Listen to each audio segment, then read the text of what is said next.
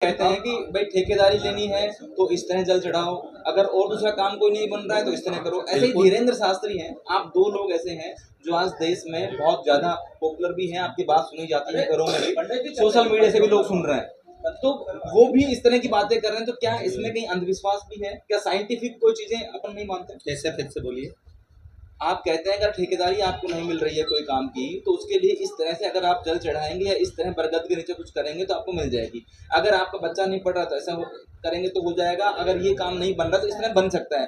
क्या इससे अंधविश्वास बढ़ता है? अंधविश्वास उसको कहते हैं, समझिएगा जरा, कि कहीं से ये जमीन है और इसमें कुछ फूक मार दो, इसमें से अंडा निकल जाए सोने का और श्योर वाला महाराष्ट्र स्टेट बन जाए। अंधविश्वास उसको कहते हैं। अंधविश्वास उसको कहते हैं कि मैं आपको कह दूं कि तुम मरेगा ही नहीं, मैं उसको कह दूं कि तेरा विवाह, उसको अंधविश्वास कहते हैं। अंधविश्वास इसको नहीं कहते कि शिव की आराधना में अगर बट वृक्ष के नीचे शिव की आराधना कर रहे हैं तो बटकेश्वर महादेव है, तो वहां अगर पूजन कर रहे हैं तो बटकेश्वर महादेव का, पीपल के नीचे पूजन कर रहे हैं पिपलेश्वर महादेव है। तो हमारे यहाँ पूजन का विधान बताया, जो विधान हम लोग व्यासपीठ से बताते हैं कि आप अगर इस तरह से अनुष्ठान कर लेते हैं, इस तरह से पूजन कर ले, ये शुरू से चला आ रहा है, आज का नहीं है। आप पूर्व का निकाल कर देखिए, आपको अनुष्ठान साइंटिफिक है। कैसे मतलब, क्यों नहीं होगा? पीपल के पेड़ के नीचे बैठिए, आपको उतना बल प्राप्त होता।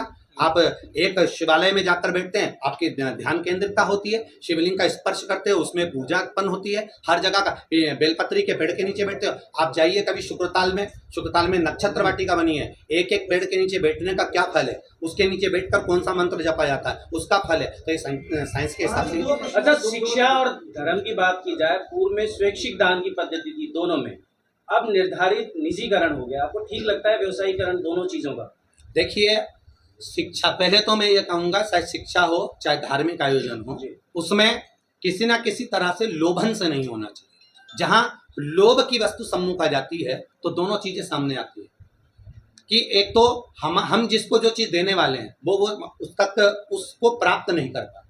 जैसे शिक्षा के माध्यम से भी आप अगर किसी से बहुत, उसके पिताजी से आप पैसे ले भी लोगे और पिताजी से पैसा लेकर फीस जमा भी कर लोगे और जमा करने के बाद उसके बच्चे को पढ़ा भी दोगे, पर उसे जो प्राप्त करना है वो उसको उतना प्राप्त नहीं कर पाता। उसी तरह से धर्म के मामले में भी आप अगर आनंद के साथ अगर किसी को कुछ दे रहा है, जितनी पब्लिक जो आ रही है, ये इनके पास में कोई जाकर अगर कोई राजनीतिक कार्यक्रम होता या राजनेता कोई आयोजन कराता तो इतनी 3 पंडालों में लाखों जो पब्लिक है, इसको इकट्ठा करने के लिए उनके करोड़ों रुपए लग जाते कि तो को भर कर लाओ, छोड़कर आओ, खिलाओ, भेजो।